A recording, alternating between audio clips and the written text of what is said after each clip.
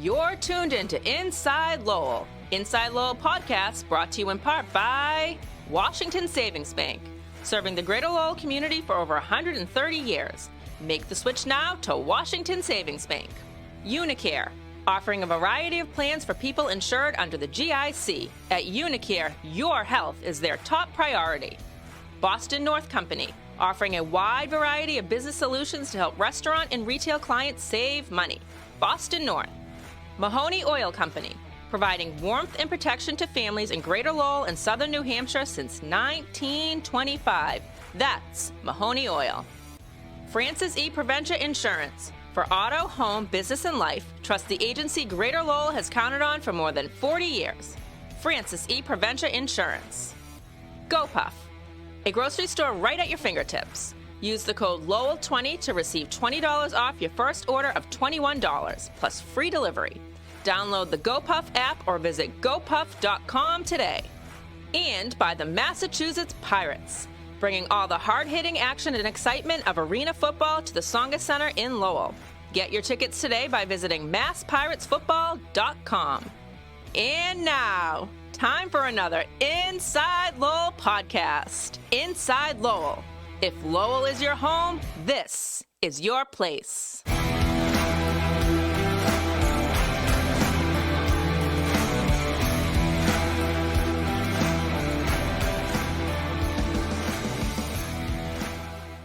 Hi, and welcome to Chamber Chat here in the beautiful Inside Lowell studios here in downtown Lowell. I'm Danielle McFadden, president of the Greater Lowell Chamber of Commerce. I'm so excited to have our guest on with me today. It's my first time meeting him, and I think I could have talked to you all day if I was able to. I have the Chief Executive Officer of Lowell House, Michael Reinke. Great, thank you. And it actually turns out this is our first time meeting, but you've actually met my mom. I have. Probably for a decade, if not more. Yes, so Michael's mother, Bonnie, is one of our best volunteers for the Bucket Brigade at the Lowell Folk Festival. She is so enthusiastic and so much fun. Indeed, I used to live in the state of Washington, and she would say, you have to fly back to visit me during the Folk Festival because it's so much. So, yes, I feel like even though this is our first time meeting, I met at least things going on in Lowell for quite a while. Oh, that's so lovely. She always is dressed up. She always has a fun hat, and she always wants to be in JFK Plaza on Sunday. So. There you go. So, yes. Incredibly hot at times, yes. So how long have you been at Lowell House? Well, I've been at Lowell House just for the past 7 months. I started July 5th, the day after Independence Day. So I got my independence by moving to Lowell House. I've been in the area professionally since 2016. I took a job up in Nashua. I was running the Nashua Soup Kitchen and Shelter, which ironically enough has a soup kitchen and also has a shelter. We did a couple of different things. One of which is we did a frozen meal program for kids getting subsidized lunch to take home so we can make sure they had dinner in the evening. Because that's amazing. You know, a breakfast and lunch at school is not enough. Kids need to eat at night, or else they're going to be hungry coming back to school and not be able to stay. So we did that. And then we worked on a new shelter. The shelter in Nashua was not in great shape. When I first came there in 2016, the board said, we think it needs a rehab. And I took a look at it. I said, no, it needs a rebuild. Wow. And so we had long involved process, developed a 40-year lease with the Catholic Diocese of Manchester, $1 a year. We've paid off the rent, but they said you actually have to renovate the building. That turned out, with all inflation and things like that, to be $8.5 million, and we actually raised 9.4. And then after that, I was like, okay, I need a new challenge. And that's when Lowell House was looking for an executive or CEO. So that started, but I was actually, I was born in Boston, lived in Westford as like a 7-8-year-old for a couple of years. And then my folks moved us out to Royalston, Massachusetts, which is about 50 miles due west of here. But it would take you at least an hour and a half because, you have to go on Route 2 and then there's no direct way. Yeah, it's not really a town that you hear about a lot. Yeah, it's not a town. And I have to tell you that you and I probably would love it at our age, but when you are a teenager, and there's just trees and maybe some owls, there's not a lot going on there. So I went to college in Connecticut, then went out to DC, New York, Indiana, state of Washington, most recently North Carolina, before again moving back here in 2016. So welcome back. And I mean, that's impressive what you did in Nashua. What an undertaking. Most people would be like, all right, I completed that. I'm going to take a break. You're like, I'm ready for another challenge. Let's go for another challenge. Exactly. So Lowell House just completed the 10-year project in partnership with the CBA. Yes. Very we actually exciting. had the ribbon cutting, or they had the ribbon cutting. I know, and I was supposed to be there, and one of the kids had a stomach bug. So, yeah. There is something going around. Yes. Went there. Amazing building. If people haven't seen it, really encourage. And, that used to be Lowell House's main headquarters, 555 Merrimack. And as I understand it, the building was described as a maze was one word. A warren was another. We actually had somebody who was working for us, had worked for us for 3 years. And after 3 years got lost in the building. Oh my Can you goodness. imagine? And when we moved out of there, I think 6 months later, the roof fell in. So this is not a building in great shape. And, there's that story about the phoenix, about the bird who dies, is burned into ashes and then rises up out of the ashes. And I kind of feel like that's a metaphor for that space because, again, not a great building. And now 27 units, I believe, of really amazing housing. It's, I think an energy, this is not the right term, but like an energy neutral building. So, it doesn't use any more energy than it makes or something like that. Yes. Right. And the cool partnership is that they built the building, but priority is given for those 27 units to people who are in recovery. Mm-hmm. And so we're going to be providing case management support and things like that to people in the building. So we're really, really excited about that.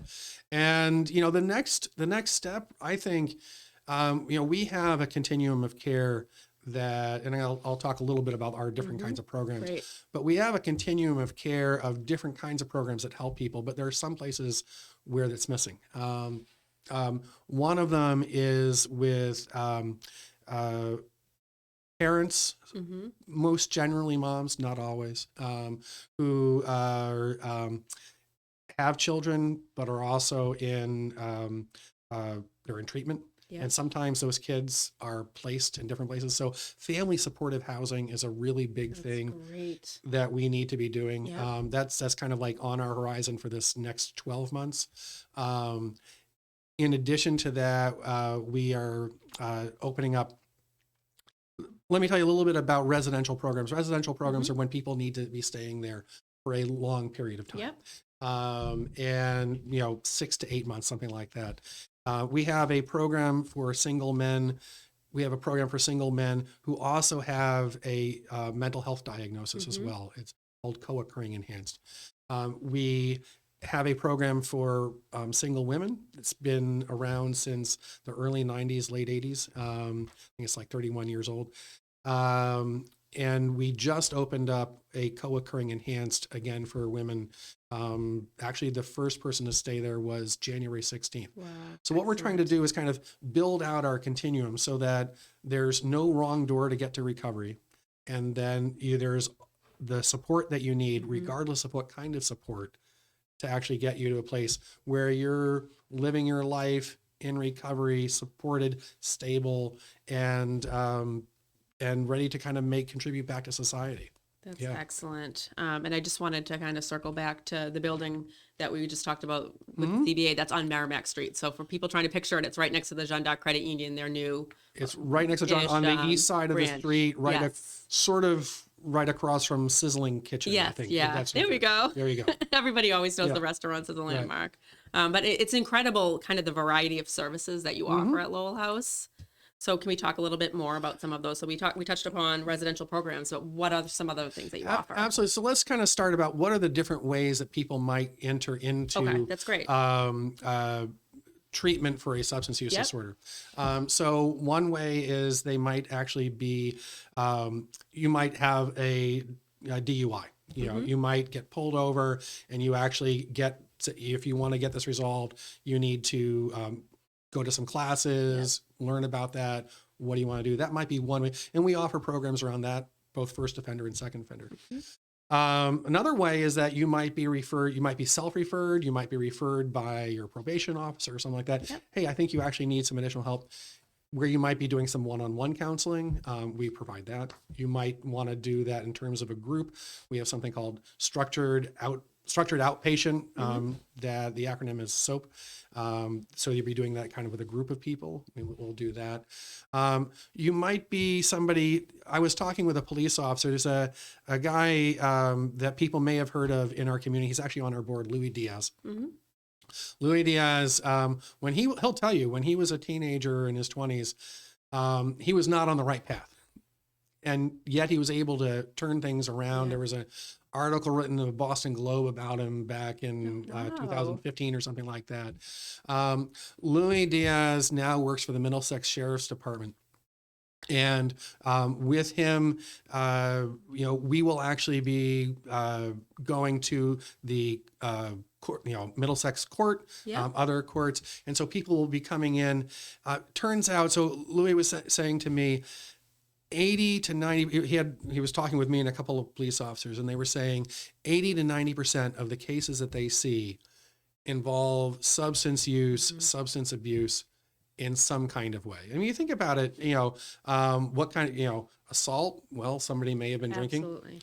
Domestic violence, not uncommon there.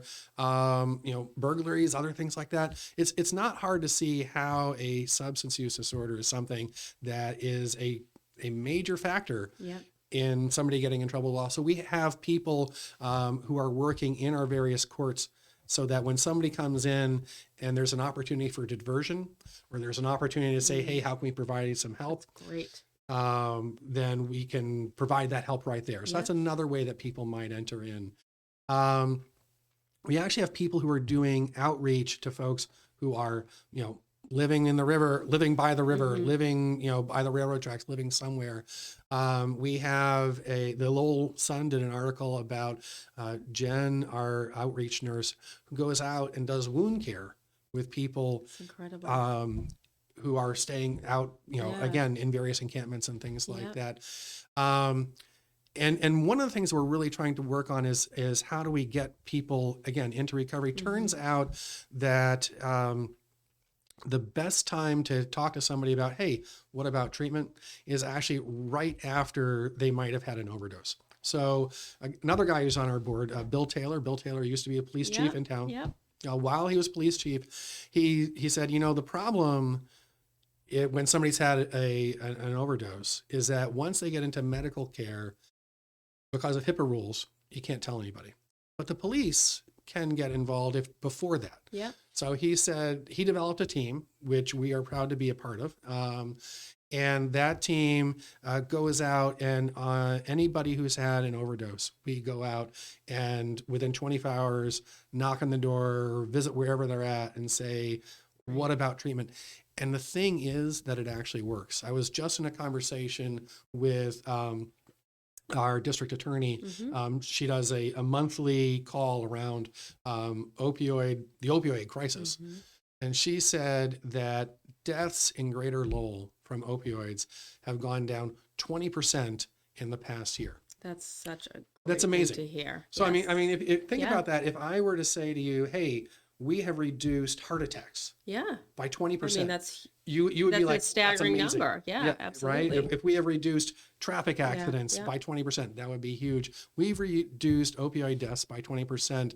Our number right now is 1.7 per 100,000. People who understand demographics, where that 1.7 is below the Massachusetts rate of 1.85, and it's significantly below, like Baltimore right now has among the worst, and it's like 60 deaths per 100,000. So our numbers, again, dropping, getting better, below the state average, and a lot of that is because of teams of people who are going out, talking to people when they have when there's an overdose and saying, hey, what about treatment? And I'm so glad that it's a thing that people are talking about now too, because I mean, 10 years ago, it was like you wouldn't want to tell anybody if you knew somebody that was affected by that. And now it's seen as really a disorder that my guess for both of us, when we were growing up, a substance use disorder, whether it was to alcohol or some other substance, some other drug, it was something that you were ashamed about. Right. You know, there was a shame, a sense of a moral failing. You know, how could I let this happen to myself? And today we know a lot more about brain chemistry than we did in the past. Absolutely. And we can say, you know, you know, there are probably some bad choices there, but the brain is kind of does stuff on its own, and you know, I don't know if anybody has ever smoked cigarettes who's listening to this, but they actually say that nicotine is 5 to 6 times harder to quit than stopping drinking alcohol. Wow. Right. Wow. And reason why? It's brain chemistry. It's like the nicotine attaches to the receptors, and they're like, "This is great." Yeah. So saying that, treating it as an illness and not treating it as a moral failing, you know, goes much further in terms of helping people get to the point where they're successfully in recovery. Yeah. So great. Well, I mean, the work you do is just so important. Not easy work, but I mean, just so important. So those are some of all the different ways that people come in. Once they come in, we will do individual counseling. We'll do group counseling. We also have residential programs. We, again, as I mentioned, we have a lot of residential programs. I was on the website this morning. Four different residential treatment programs. In addition to that, we have 3 different what we call sober housing. Sober housing is long-term housing. There's little, sometimes there's some, but there's not very much case management support. It's more for people who are like, hey, you know what? I've been through treatment. I'm together, but I also know that if I go back to staying where I was, I'm likely to start using it. So I need a sober house. I need a place where everybody there is saying, yep, we're going to support each other. That's great. So we have that. And then the last thing is, you know, this is one of the things that's most difficult for people with substance use disorder is that when you make that decision to be sober, when you make that decision to enter into recovery, much of your friend network, if not all of it, goes away. Because all of your friends were likely using just like you were. And so one of the things people talk about is that it's lonely. And so to address that back, it was 2018, 2019, I think it's Christ the King, UCC, or the Congregational Church in town, said that somebody there heard about this something called a recovery cafe. They said, this is a great idea. It's a great idea, but, you know, we're a church. We don't know how to run it. So they talked to Lowell House, and we said it was a great idea.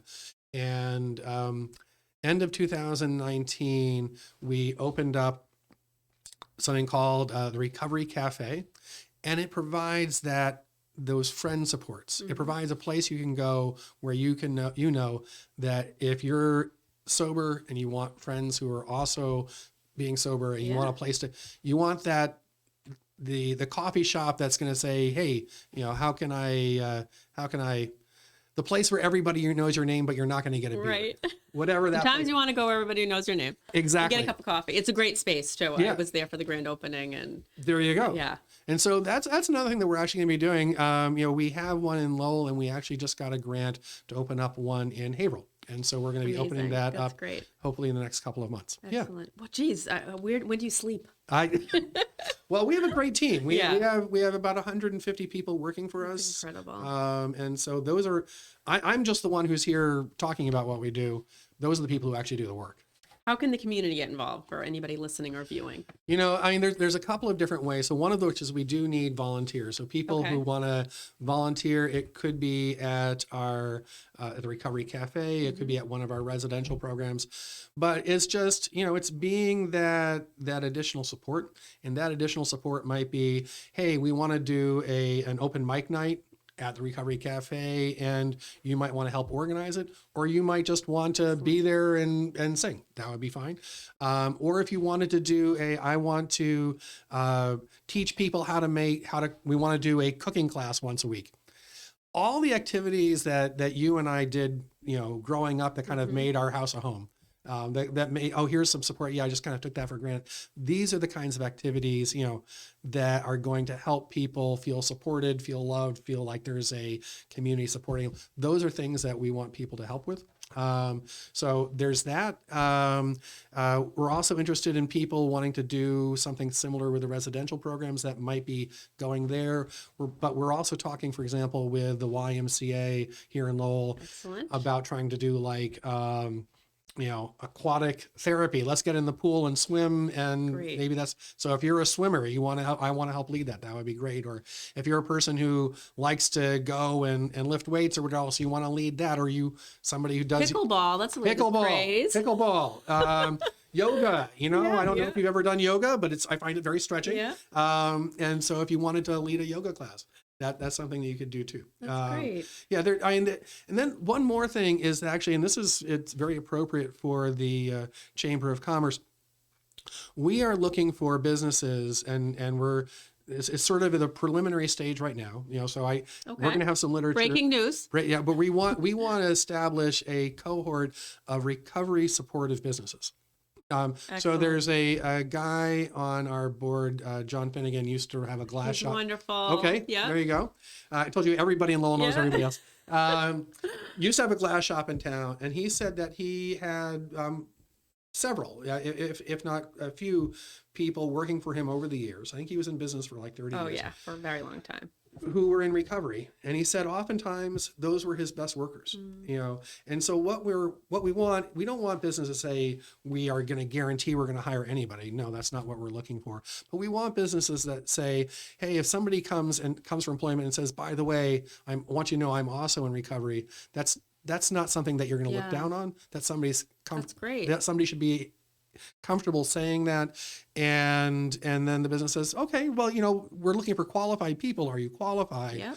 Okay, you are. Great. We're going to hire you. And then, as we would try to provide something called a recovery coach. Great. Who would be working with that person, making sure that it's a good employment fit. Yeah. Kind of, and sometimes when there's an analogy to recovery. So if you've ever grown a tomato plant, when it starts out kind of small and cute, little green leaves and everything, and then it sprouts up, and it's bigger, it's cuter, and then it has these tiny yellow flowers. That's pretty awesome. And then the flowers turn into tomatoes. And then what happens is that the tomato plant falls over, and then the tomatoes, rot on the ground or whatever else. And in some ways, recovery can be kind of like that. So you start out, you're a small little plant, you grow, you're looking really cute, and then your success gets so much on you, and then you have a relapse. So having a recovery coach can help make sure that relapse doesn't happen. Yeah, so that's wonderful. So having businesses say, we would like to step forward, we want to be part of a recovery-friendly workplace, and work with us in terms of finding good fits. And, it's a challenge to hire good people these days. And so we think it might be a benefit to the businesses. Yeah, we can certainly help with that. And I'm also the chair of the workforce board here. There you go. So okay, we should have a conversation with Kevin Coughlin over there. Let's have that conversation. Okay, awesome. Yeah. Over coffee. Yes, that sounds good. There you go. Yeah. Is there anything else you want the listeners and viewers to know about Lowell House? And we're going to definitely have you back on. This isn't the end of the conversation. I would just say that even broader than what I believe that our community, and by that I don't just mean Lowell, I don't mean Dracut, I don't mean Westford or Haverhill or wherever else. I believe that our area of Massachusetts can lead the way in being a recovery supportive community. And for us to do that, it involves all of us. It can't just be Lowell House. It can't just be me. It has to be all of us working together. This is, in some ways, even though it's an individual problem, it's a problem that affects individuals. It's a symptom of a community that needs to come together and provide that supportive environment. And there's so many different ways that we can do that. So find us on the web, lowellhouseinc.org. Call us, whatever is, text us, email, and give us a call, and we'll figure out how we can get you involved. This was such a pleasure. Absolutely. Yeah, it was so nice to finally meet you, and I look forward to working with you and hopefully bringing everybody in to help support the community that you're working with. Absolutely. Thank you. This is awesome. Yeah. Thank you so much. Yeah. And thank you all for tuning into this edition of Chamber Chat. We will be back again soon. Thanks so much. Very good.